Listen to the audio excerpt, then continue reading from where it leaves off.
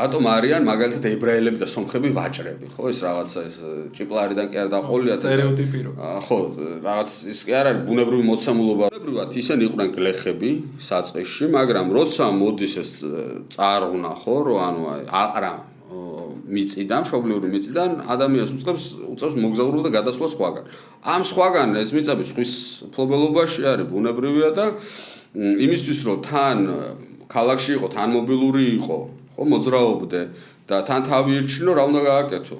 ანუ ვაჭრობა და მრეწველობა, ხო? თავისთავად ცხადია და ეს კაი ცხოვრებით არც ებრაელებს დამართნიათ და არც სომხებს არ დამართნიათ, ხო? რასაკვირველია.